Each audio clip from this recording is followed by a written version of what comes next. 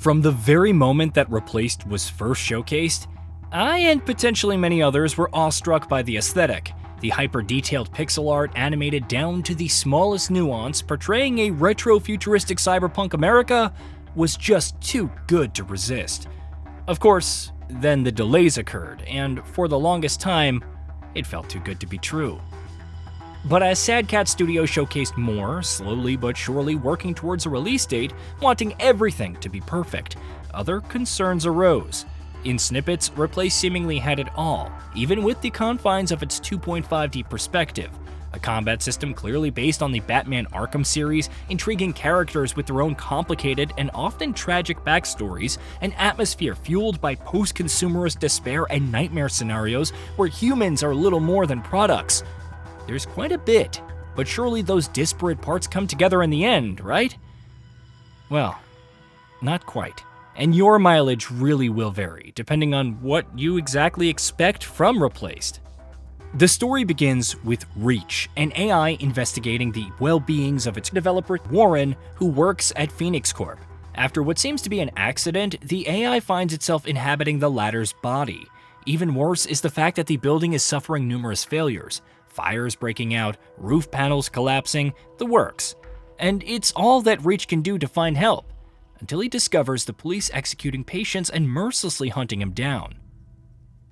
Even if it goes on for slightly too long, it's a compelling introduction to the world of Replaced, and Reach serves as a strong medium for several reasons. On the one hand, there's the official story about the world and what he witnesses with his own eyes. Following a nuclear catastrophe that left a sizable portion of the country uninhabitable, the Phoenix Initiative arose, providing aid and opportunities for all and sundry. Of course, as with any megacorp, it also engaged in shady dealings, building a wall to curtain off sizable portions of Phoenix City, seizing body parts and organs, then disposing of individuals without a care in the world, with many of the survivors taking up residence in the station, and that's only to start. On the other hand are Warren's memories, which occasionally surface and reveal some very not nice things about his developer. But perhaps most notable throughout is Reach's candor. Seeing him face reality, which clearly doesn't line up with everything he's been fed, is interesting, especially when he's dealing with the whole experience of being human. It influences how he deals with others, honest to a fault, even when it's not the best tactic. At times, it's awkwardly charming, especially when interacting with Sadie, who runs the local arcade in the station. At others, he serves as a straight man to the energy of Tempest, and sometimes his logic just can't reconcile why someone had their larynx taken away or why one person has to die while others live due to inefficient medical care.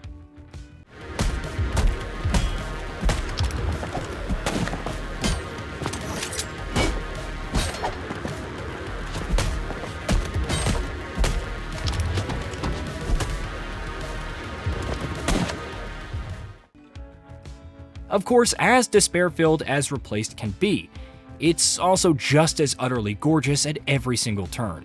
A simple stroll through the station's market reveals an incredible amount of detail. Run-down stalls, shoddily constructed signs, decadence on crutches, barely functioning equipment, and so many different kinds of illumination. That lighting is all the more endearing when you're walking through the outskirts of the wall at dusk, or watching the telltale glow of a termite sniper to avoid a quick death. And even if it's already been mentioned, it deserves repeating. The animation, which capably captures every little nuance to an almost unnaturally impressive degree, it all meshes incredibly well with the synth soundtrack, which can range from soothingly atmospheric to industrially oppressive. For all intents and purposes, that is the core of Replaced, and it's backed by some compelling lore. The Prospero incident, the journal of a fresh termite who goes from owning slaves and weapons to losing it all, there's some fantastic world building going on. And as dull as the optional quests can feel, at least they shine more light on the characters. Some of the lore doesn't always feel represented in the actual plot, however, which is where the game's first weakness emerges: pacing. While not the longest experience, the plot often feels like it drags at points. Reach's observations and conversations with Warren, or Warren's body rather, keep things moving while you're actually playing. Stopping multiple times to interact with different items puts a slight damper on things though. At best, it can feel like an adventure game, at worst, a walking simulator.